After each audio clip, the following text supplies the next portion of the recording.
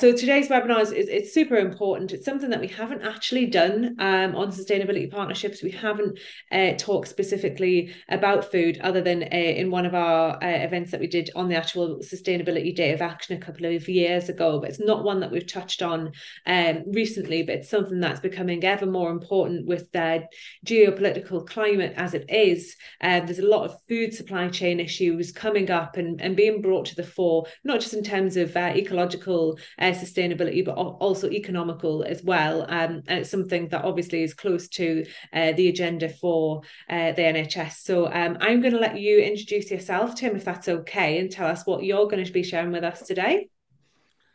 Okay, thanks very much, Georgia. I'll share my screen. Make certain that is on. Okay. So today I am. Hi, my name is Tim Radcliffe. I am the Net Zero Food Programme Manager for NHS England. And today I am going to be talking around sustainability in nutrition and the importance of that within the NHS.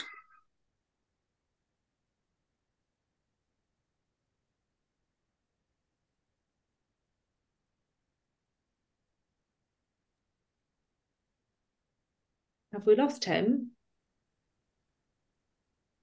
I think so.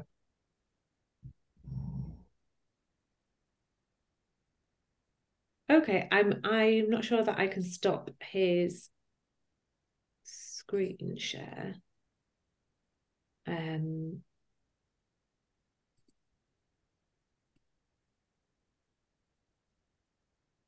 Because we might, it might be best to maybe move on to you, Ellie, if Tim's not able to come back in.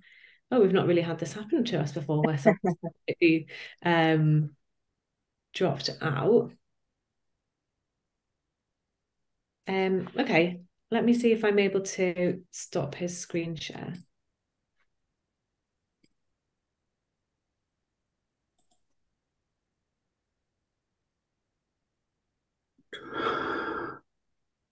Oh, Tim, do we have a route back?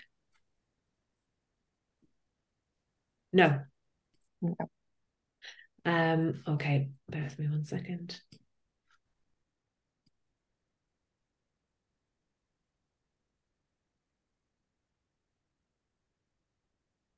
Has that worked? Has that stopped Tim's screen? So sorry about that, everyone. We'll see if we can get Tim back. If one of my team can maybe email or message him to find out if he's okay and if he's got connectivity issues and if he's able to rejoin us. So Ellie, I know that you weren't expecting to be coming on so quickly, but I think it'd be best for us to just save everyone's time if we just move on to what you guys have to share with us today, along with Larry. Maybe introduce both of yourselves and what the relationship is there and what you have going on at Quorn.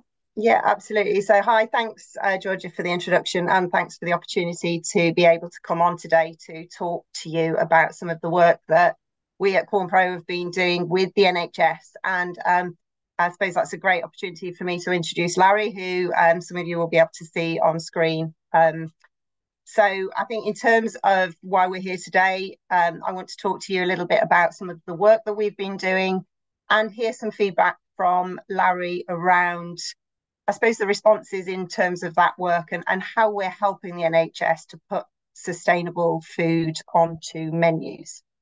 I think, you know, there's an opportunity for us here to share information, and if Tim isn't able to come on and do his presentation, I'm happy to kind of start my presentation, Georgia, if you are able to. That might be for the best. That's all right. Yeah. So, do you want me to share your video? Yeah, absolutely. Okay. So in order for us to kind of explain how we're able to work with the NHS, I think it's really key that you understand a little bit more about what Quorn is and what mycoprotein is. And that will help you to understand how we can help the NHS to deliver sustainable menus. Tim, you're back, I believe. Okay, so if you can share the video, Georgia, that would be fantastic. Okay, awesome.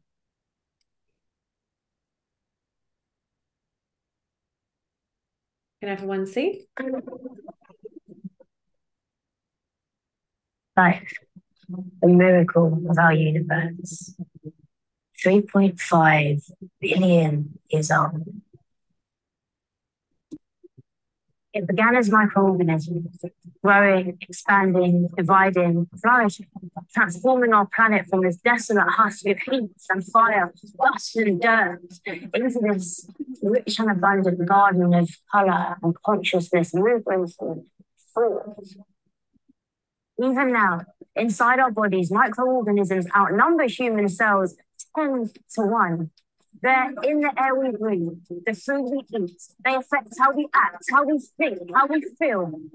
Outside our bodies, fungi, a unique type of microorganism, are genetically closer to animals than they are to plants.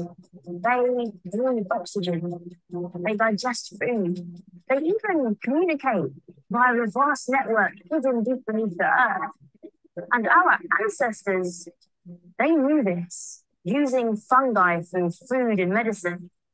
But somehow we forgot the ancient partnership until recently.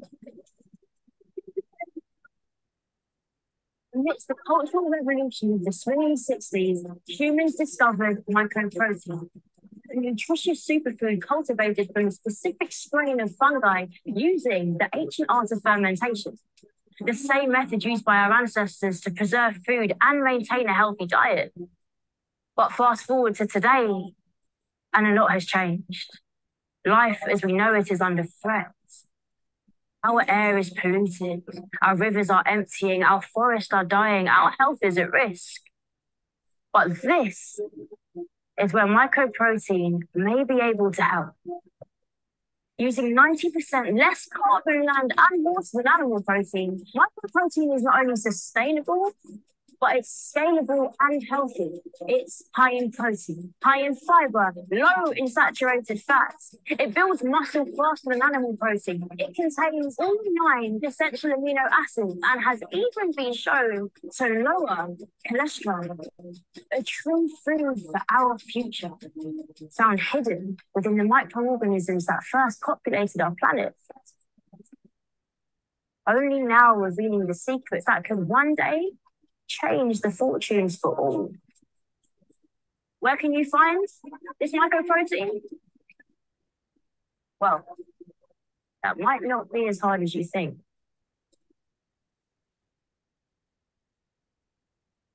Wow, dramatic.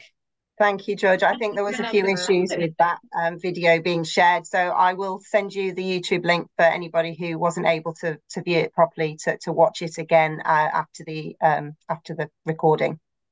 So I'm just going to share my screen with you now. So hopefully technology is going to be on my side. It's not been on any of our sides so far this morning, Ellie. Okay. Can you let me know when you can see a presentation, hopefully? That's it. Perfect. It's working. Fantastic. So I'm just going to skip through the video. Okay, so you can see from the video that Quorn's discovery was really a kind of revolutionary discovery. Not only did we find a microorganism that could help us to create an entirely new food source, it was the beginning of our journey as a business to create an entirely new food category. And it all really began back in the 60s with our founder, Lord Rank, who recognised that conventional farming methods couldn't keep up with the growing population's need for animal protein. So powered with this challenge, he made that his mission to find a new sustainable protein source that could not only be grown at scale to feed the world today, but it could also grow with the world as populations continue to rise.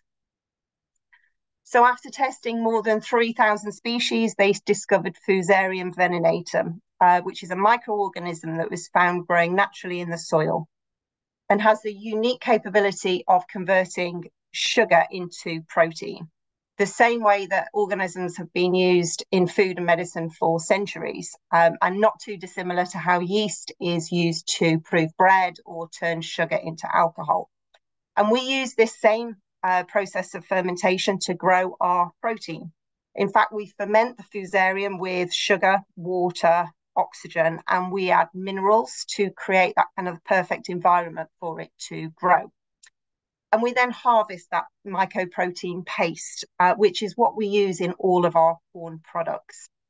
And it's this ingredient that gives corn its nutritional properties. So not only is it high in protein and fiber, it contains no cholesterol and is low in saturated fat and and salt. And as you can see, has a much lower carbon footprint to animal protein sources. So as pioneers of this novel food source, we wanted to understand the impact that this protein could have, and have therefore dedicated over 35 years of research to understand the impacts of mycoprotein on the human body. We have a website that is home to this research and looks at everything from the effects of muscle growth to maintenance, right the way through to cholesterol and heart health. And to highlight some of the kind of the more recent studies from Ben Wall and his team at Exeter University, this research indicates that this protein source not only can help to build muscle tissue faster than whey protein, it can also help to lower cholesterol. So now that you understand a little bit more about our protein, I'm going to show you how we've been working with the NHS using this incredible protein source to deliver sustainable nutrition. So the NHS is, in fact, the first World Health Organization to commit to becoming net zero by 2045, meaning that it has set a challenge to reduce its emissions by 80% across all 3 of its carbon scopes. And that is, in perspective, a 25 million tonne reduction from the 2020 baseline. And I think I calculated that it would require something like 1 billion trees to be planted every year to sequester that equivalent amount of equivalent amount of carbon. But you know, that being said, we don't have the space to do that. We need the land for agriculture to be able to grow food. And with kind of today's farming methods, animal agriculture's contribution to deforestation, meat is costing the earth. And it's clear that we can't continue to do or consume animal proteins at the same level as we are. But being said, you know, animal proteins have always been and will always be part of our culture, vital to our human existence socially and economically, but also providing us with essential nutrition. But, you know, the statistics and research are around us, reminding us that we need to make a commitment to change if we are going to deliver against these targets. You know, we have economic challenges with the rising costs of food impacting the NHS's ability to provide affordable nutrition. The environmental statistics that tell us that, you know, the emissions from global livestock is higher than the transport sector. Yet, if we were to replace just 20% of the world's beef consumption with microbial protein similar to mycoprotein, could we halve deforestation by 2050? And our health, you know, our health systems are managing costs related to health illnesses such as obesity. And, you know, too much red meat in our diets is linked with high calories, high cholesterol, and in turn increase the risk of developing cardiovascular disease. Increasing our diets with fiber and reducing foods that are high in sugar, salt, and fat. This can help to reduce the risk of developing further dietary illnesses such as type 2 diabetes and even some types of cancers.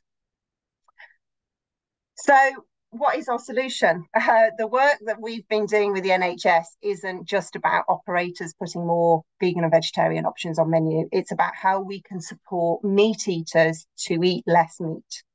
So we've introduced our solution, which is called Meat Halfway. And this Meat Halfway is very simple. It is the best of both worlds, a little bit of meat for those meat eaters that struggle to give up meat, and a little bit of corn to help you reduce your reliance on animal proteins.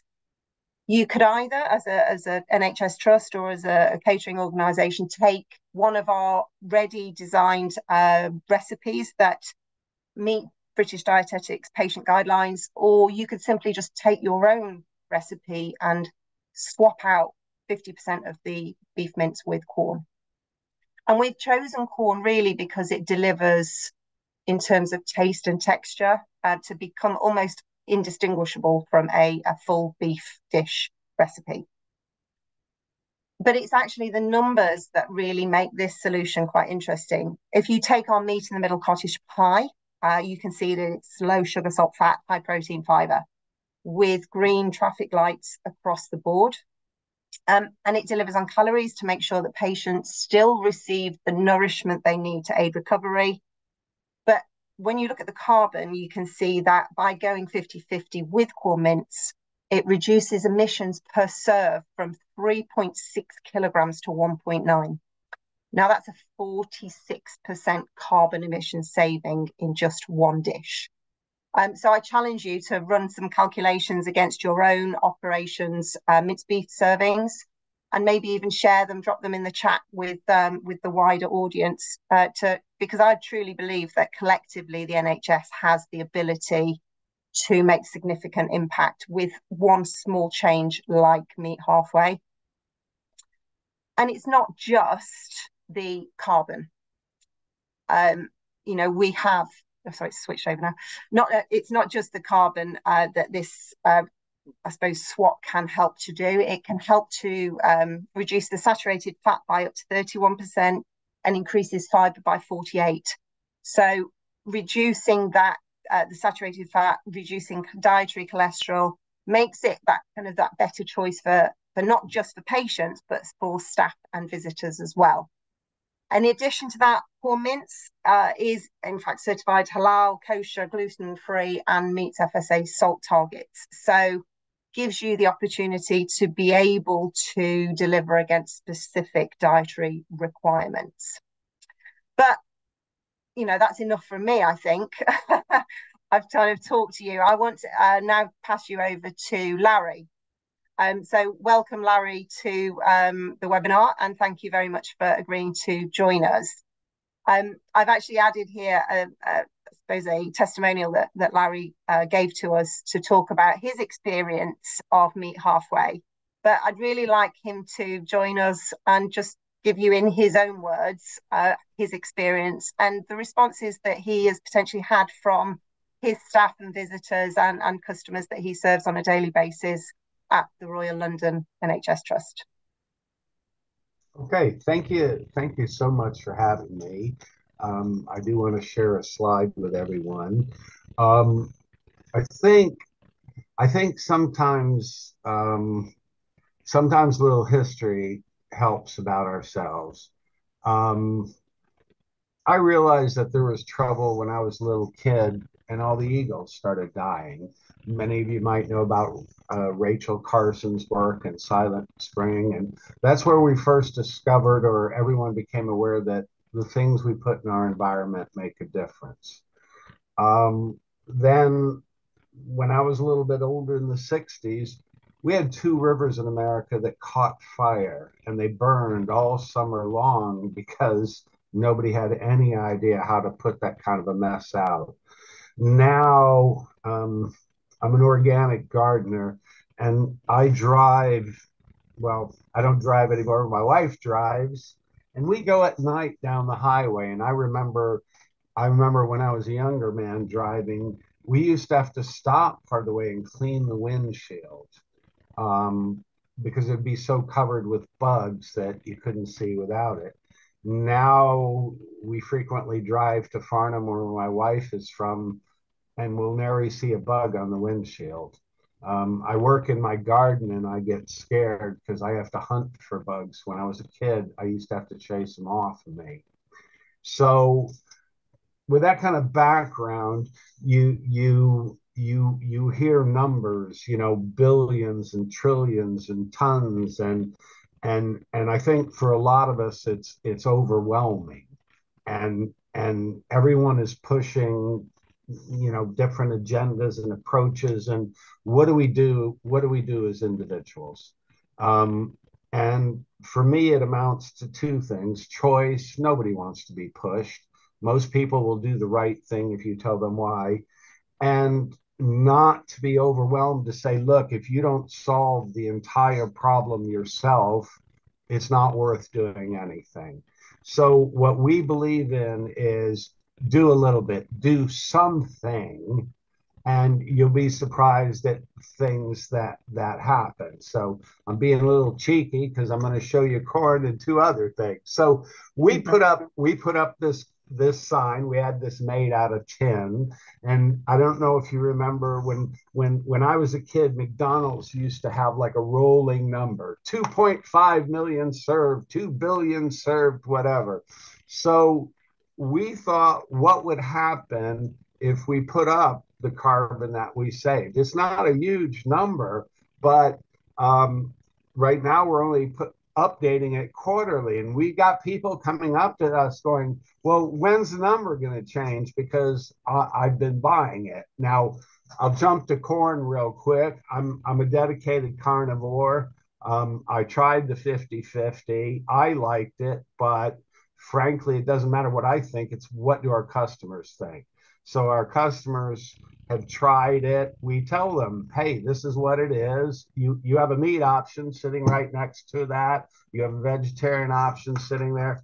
And we do the 50-50 a few times a week, and everybody loves it. So it tastes good. I won't do she's already done the good plug for it, but basically anything you do with mince is improved with substituting all or part. And try your audience, see what they like. We did a tasting, and everybody told us they couldn't tell the difference. So little plugs in while I'm here. The other little things that we do, we set up our own voluntary recycling center. Okay. Not all of our waste is going in there, but all of us have to learn new habits. So our idea, and I can't tell you how it's working yet because it's rough. Okay, we're struggling to get a clean waste stream. What you can't see is there are general waste bins next to these, so you can dump everything in the regular waste bin, not worry about it, or you can help just a little bit. So people are starting to help. Outside on our terrace, we had these old planters that nobody did anything with for years. We being a gardener, and one of my chefs is a gardener, we said, fine, let's bring something from home and stick it in. And we sort of just started. What we've ended up with now is we grow most of our own herbs. We're at about 450 pounds out of those little pots that you see worth of herbs that we've replaced. So I guess I'm back to the deep, dark secret of all of this is sustainability is really what we used to call frugal. Don't waste things, minimize what you have to use. If you don't need it, don't buy it, and just keep looking for the small things that you can do to contribute to make some kind of a difference. Because if everybody just does a little bit, it's my favorite saying, Tesco, every little helps. Thanks so much, Larry, and to Ellie. We've got a time frame for some questions, and there's a lot of things that I think that maybe would like to deep dive into between your guys' relationship, what's happened there as well, and some more bits that's happening with Larry at the trust. But just conscious that Tim does have to go, so I'd like to invite you in, please, Tim. Now that you're back on, share your screen, give us an intro to who you are again, and share what you've got for us today. Right, we've worked this time. You're still on mute, that's it. Hello, can you hear me? Yes, I can do. Apologies for my previous attempt. Internet dropped out, so I'm now on my hotspot. Okay, good afternoon. Thank you very much for inviting me to take part in this. My name is Tim Ratcliffe. I'm the Net Zero Food Program Manager for NHSE. Thank you for everybody attending for taking the time to join the webinar today. I hope what is presented is both interesting and thought-provoking. So, what does sustainable nutrition mean?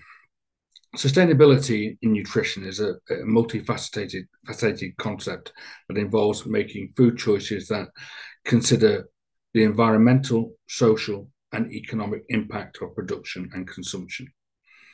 It emphasizes a balance between meeting the current nutritional needs of our patients and our staff without compromising the ability of future generations to meet their own needs. This includes supporting local and seasonal foods, reducing food waste, and promoting environmentally friendly farming practices. In recent years, there has been a growing recognition of the interconnectedness between our dietary choices and the health of the planet, as Ellie alluded to. There are various dimensions of sustainability in nutrition, including the environmental impact of food production, the role of dietary patterns in promoting health and well-being, and the importance of considering social and economic factors in shaping sustainable food systems.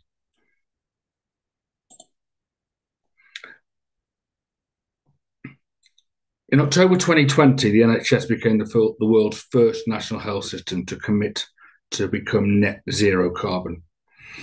This was in response to the threat posed to health by climate change. The commitment has two overreaching targets. One, the NHS carbon footprint, that's emissions directly under our control, to be net zero by 2040. And for the NHS carbon footprint plus, which includes our wider supply chain, to be net zero by 2045. Up to 30% of greenhouse gas emissions globally are linked to agriculture and food production. Our global food system is responsible for habitat loss, soil degradation, water usage, and waste, all of which damage our environment. What and how much we eat directly affects what is and how much is produced. We therefore need to consume a more sustainable diet that has a lower environmental impact and are healthier.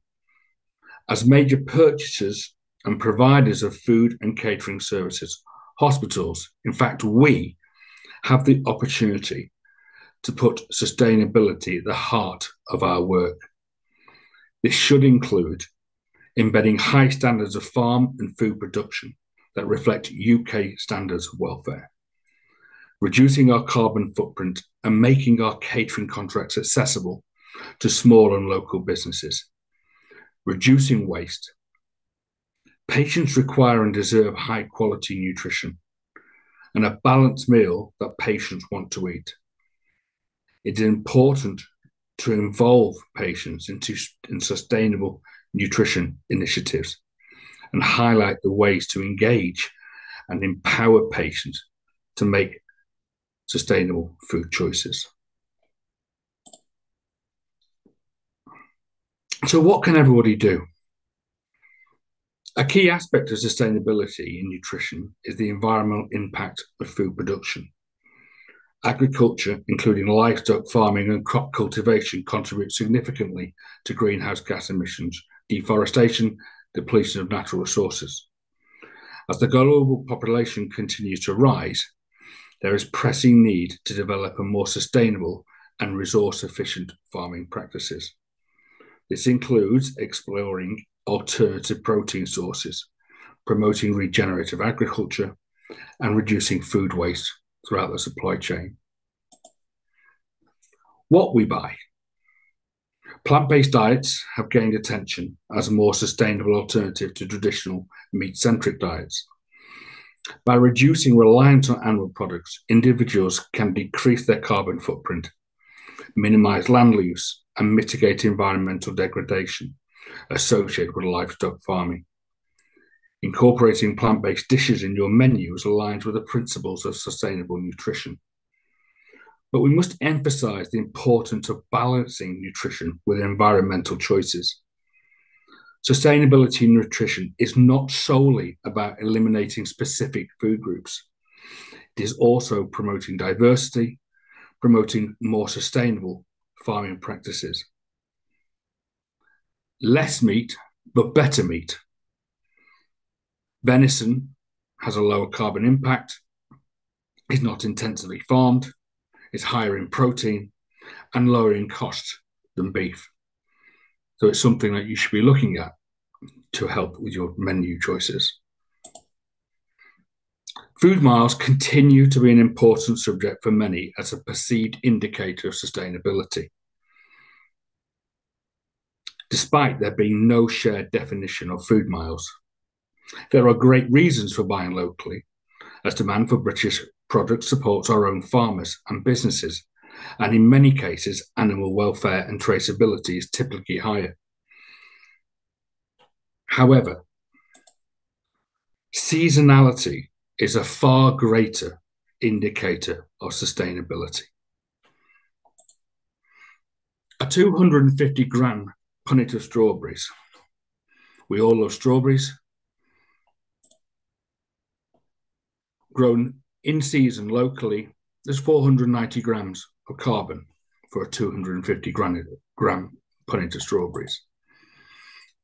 That rises to 3.65 kilograms grown locally, but out of season in a hothouse. They're still British strawberries, but not grown in season. The out of season strawberries have a footprint 7 times higher than the tastier seasonal ones.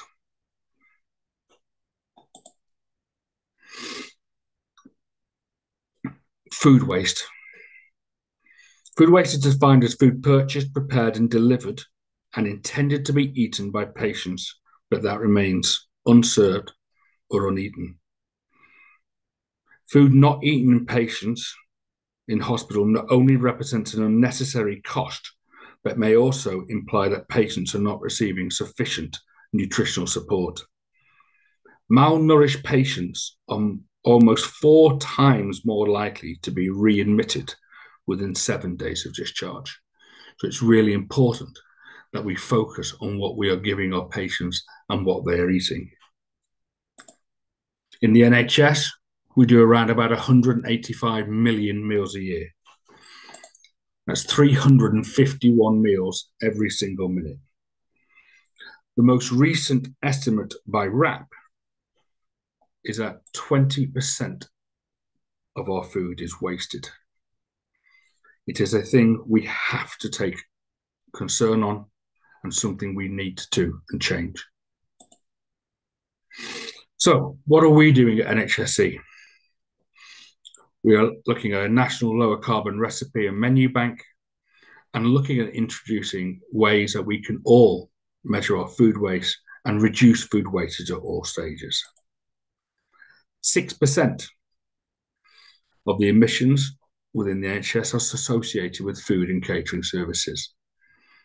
And there is a focus for us to promote healthier dishes, which are also low carbon, and minimize that food waste. As well as the carbon benefit, there's financial and health benefits. A lower carbon menu and recipes have lower rates of cancer and heart disease. Having nutritious foods will have an improved clinical outcome for all patients. And by addressing your food waste, you will also reduce your carbon and increase food cost savings.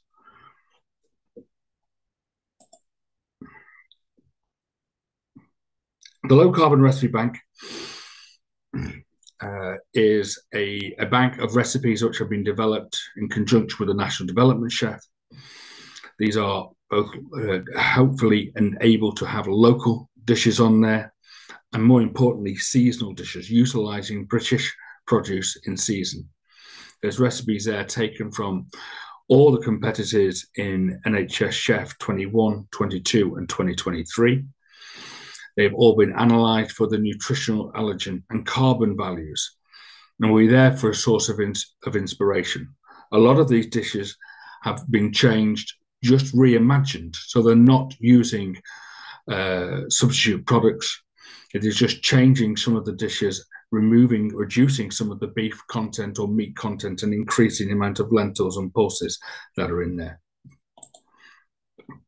This will be launching in March 2024, where everybody within the NHS will be able to access these recipes.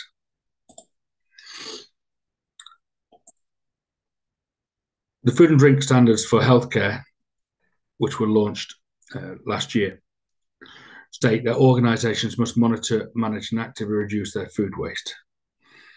Since the beginning of this year, we have been running trials with a number of trusts looking at the best way to measure and monitor that food waste.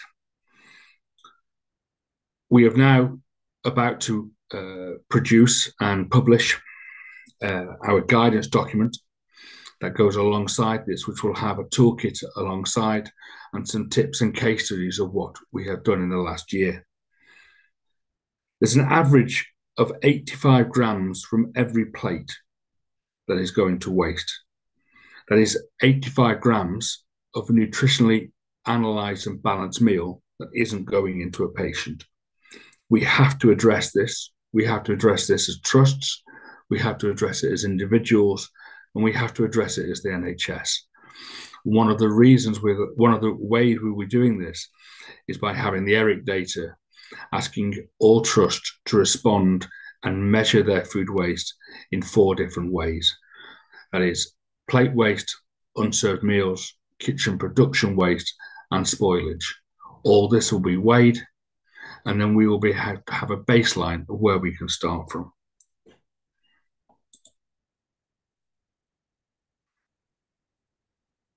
To conclude, sustainability nutrition requires a holistic approach that considers the environmental, social, and economic dimensions of food production and consumption. By incorporating plant-based dishes, supporting local, and more importantly, seasonal food systems, we can contribute to building a more sustainable and resilient food future. We must also balance this with the needs of the patient under our care.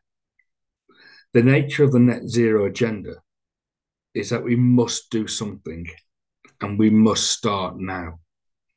The conversations have begun, and the impetus is everybody's responsibility to take forward. Thank you very much for taking the time to attend today. I did put my details in the chat. Please get in contact with me if you want to have any further questions. Thanks, Tim. I know that you do have to go. I think that you may have actually just sent your email address to me as opposed to the whole sorry. chat. I'm going to put that back in for you there to everyone. Just real quickly, you're launching in March 2024. You'll send that over to us at Sustainability Partnerships, right? So that we can make sure that we are sharing that out to our audience. Okay, yeah. We'll make sure that we get that link and we send that out to everyone. Tim, thanks so much for coming on today. If anyone does have any questions, you do have his email address there. We will be sharing all of the slides on our roundup post on our website, along with the recording of this webinar, so you can go through some of those stats again. But absolutely mind-blowing stats there, and it's really interesting that you're actually able to start measuring down to some of these really the minutiae of the carbon counting and stuff, Tim. So I think it's going to be even, and what you've said at the end there, what you've kind of alluded to is that you can't do anything about what you don't measure, right? You can't action exactly. What isn't measured. So I think that because we're becoming far more nuanced and understanding what can be measured, particularly with carbon footprints in food, it will open up people's minds a little bit more as to how they can make a difference themselves personally with those sort of little bite-sized statistics that you've got there per plate. So really appreciate your time today, Tim. Was there anything else that you wanted to? Yeah, I was going to say there's Ellie put a thing on the screen around the reduction of the cottage pie from 3.6 to 1.9. I know that Ellie has further figures than that. If you take away the beef mince and put in venison mince, that drops to 0.6 grams of carbon. It does. So it is a further way of introducing a higher protein meat, lower cholesterol, healthier and sustainable.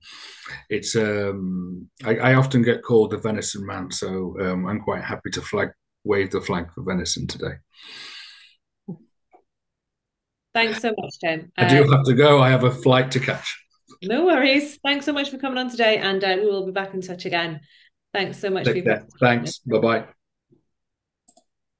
I think that that worked really well. I think that it would have worked better the way that we had originally planned it, to have all those amazing statistics, and then for you guys to jump in and sort of talk around that narrative that on the work that you've been doing. There has been quite a bit of conversation in the chat here, but I think that a lot of it hasn't been to everyone, so not everyone's been able to see some of the conversations that you've had. I think it was just Philip Shelley asked a question, and it was only I think it was just to us that could see that question. So I thought maybe if we bring that out for everyone to understand. He asked if it'd been a joint initiative between you both, or if it had been customer driven through the retail at the Royal Free. Do you guys want to answer that a little bit more broadly for everyone?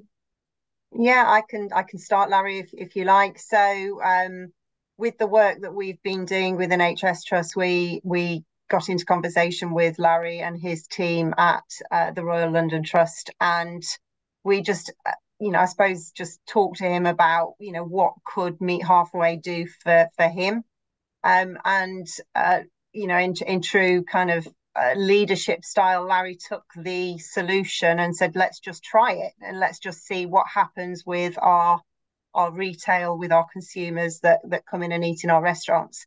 And ultimately, Larry, the results are predominantly positive. I think people are open to change. They're open to understanding how they can eat better, eat healthier, eat more nutritious food that is less damaging to the planet. So Larry, I don't know if there's any more that you want to add to that.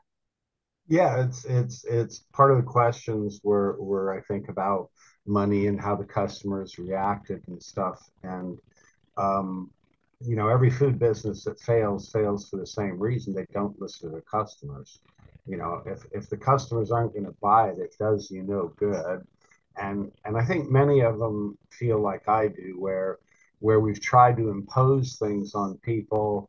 Things have flip-flopped back and forth. Eggs, good for you, bad for you, death for you, great for you. The same with butter, the same with everything else. So I think for me, it comes down to the people that I'm serving make life and death decisions every day. Okay, they're competent to decide what they want to eat. So I think it's important that we put the information in front of them and we explain to them what we're trying to do and why we're doing it.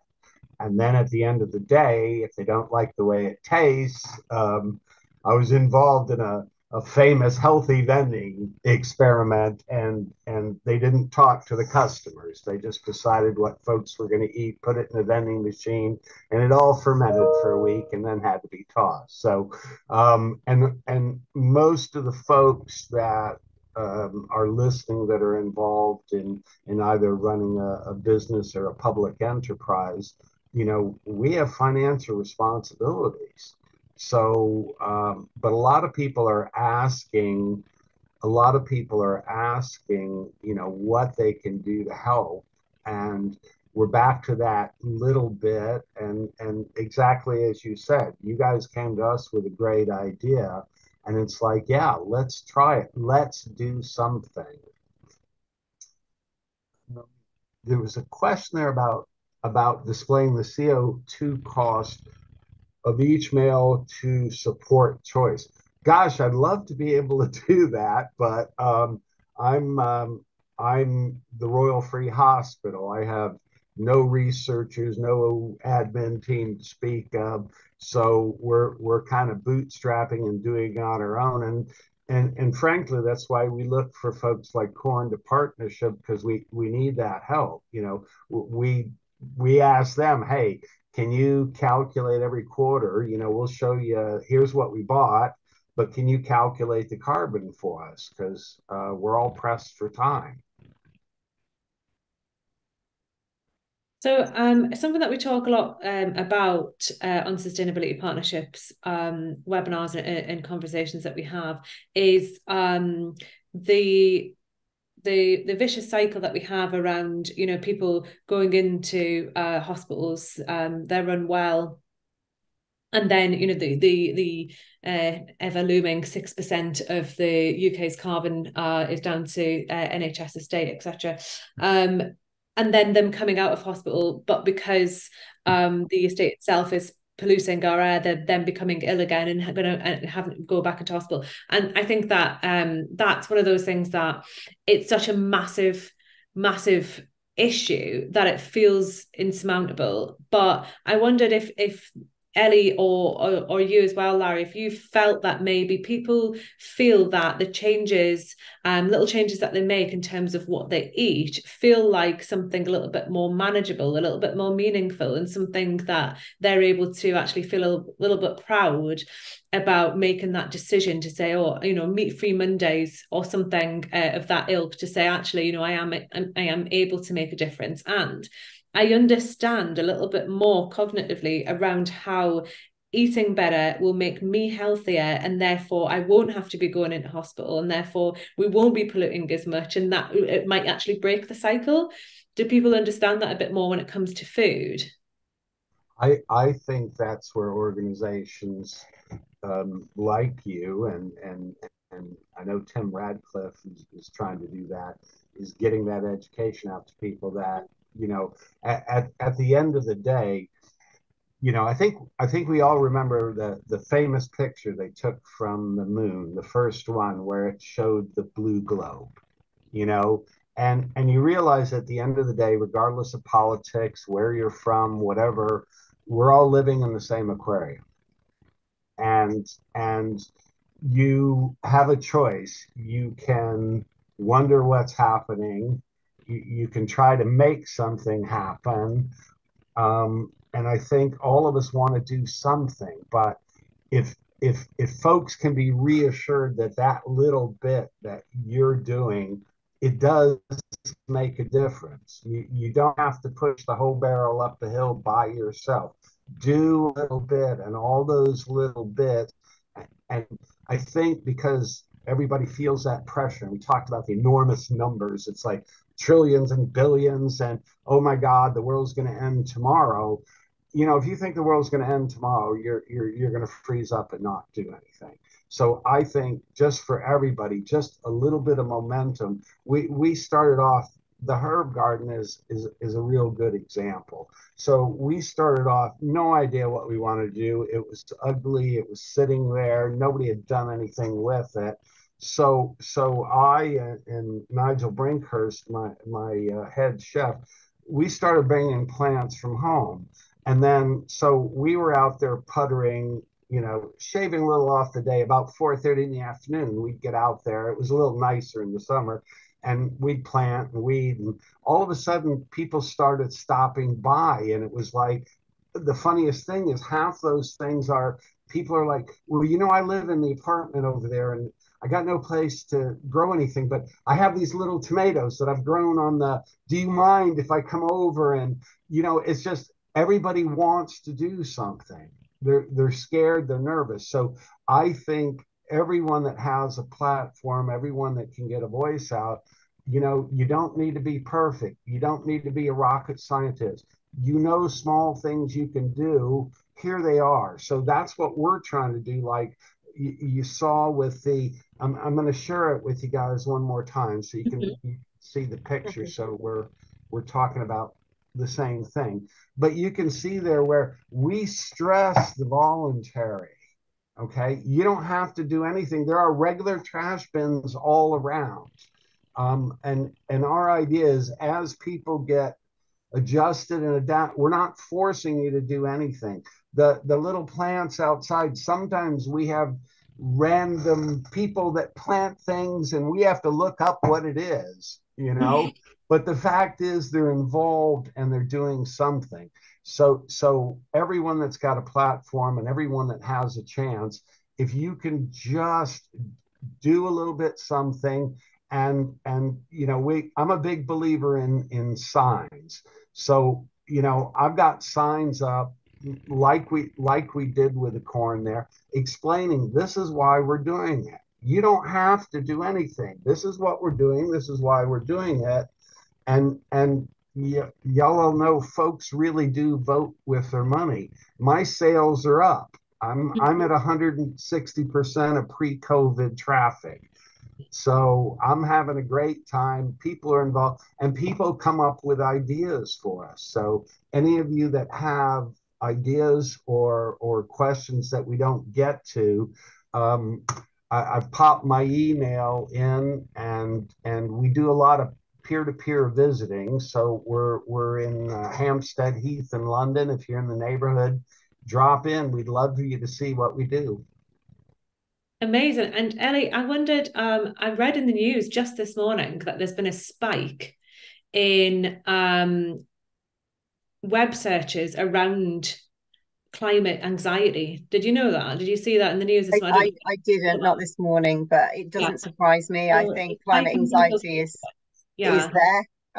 So I'm not surprised. So I wondered if you at Quorn, you're taking action to make sure that you develop your rhetoric in more of a positive spin, and as Tim and Larry both alluded to, an educational spin to make people feel not that sort of that the anxiety around what's happening with our environment, but more with this is what you can do, this is how you can feel like you're being a part of it, and how Quorn are constantly coming up with your own narrative it's a bit more positive around that.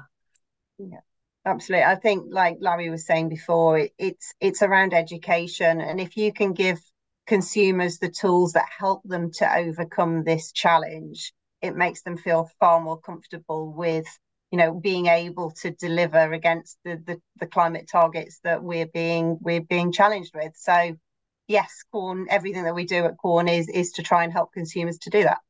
Yeah. So Larry, I absolutely would love to come and check out your herb garden. I do a bit of gardening myself. I think a lot of people find it quite therapeutic. And what's interesting, people find it, as you've mentioned there as well, quite a community building exercise as well. People come together around food.